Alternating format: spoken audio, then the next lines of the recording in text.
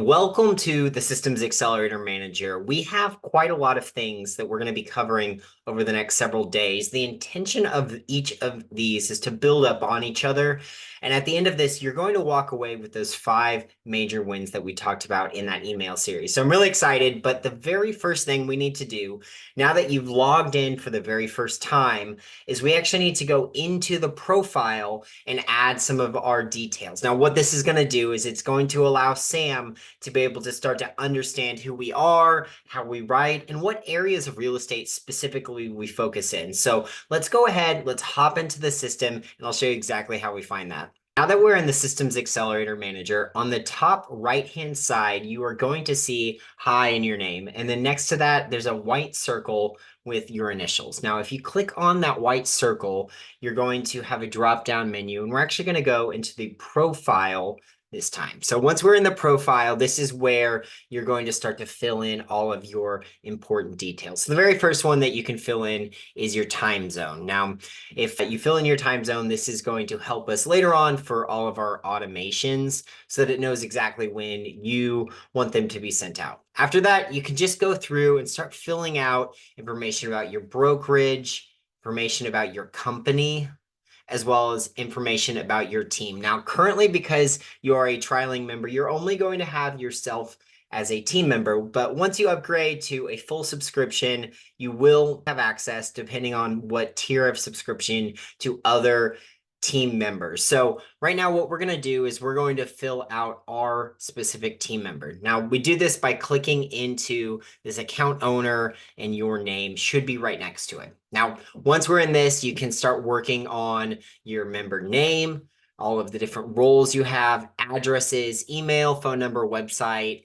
If you have an agent ID, you can do that. And then we're going to start to build out the guts of what we are going to be using inside of the Systems Accelerator Manager. So the very first one is going to be member niche. Now, what is a member niche? Well, oftentimes in real estate, we have specific focuses in different services that we provide. So for example, my member niche might be working specifically with first-time home buyers, specifically with luxury condos, or specifically with custom construction. So these member niches are all different areas of real estate I focus in. Now, if you have not yet identified them, maybe that's something that you spend a little bit of time thinking about, but I would wager you probably already have those identified. So go ahead and fill in as many of them as you have. Maybe you only work with one specific niche of real estate. Maybe you have several different categories that those fall into. Now, if you, like me, have several different ones, you can actually use a semicolon to separate those, and that is going to allow us to select them a little bit later. And I'll show you exactly what that looks like tomorrow as we build out our very first resource. Now, after that, we are going to fill out our member voice. Now, what a member voice is essentially your writing style. What does it sound like when someone reads your writing? So you can go through, and on this right-hand side, you can click through all of the different attributes that you would like to associate with your writing style. Now, if you decide you don't want one of the attributes, you can just uncheck it. But the other thing that you can do is on this left-hand side, you can hit Analyze Content. Now from here, what you can do is click in and either start typing and sharing a little bit of a fun anecdotal story or an example of a message, or you can just grab something that you've written for one of your customers or maybe several of your customers in the past, and you can paste it in here. Now what it'll do from here, Sam will read the resource that you've just pasted in here, and it'll start to gather what your member voice is. So this is really cool. You can either choose it for yourself if you know exactly what you want your writing style or the things that Sam is going to help you write to sound like, or if you're not quite sure, you can analyze the content. Now, after that, we can keep moving forward. We can fill out our member service area. For me, that's the greater St. Louis area. Perhaps for you, you have again, several different service areas. You can use that semicolon to separate all of those.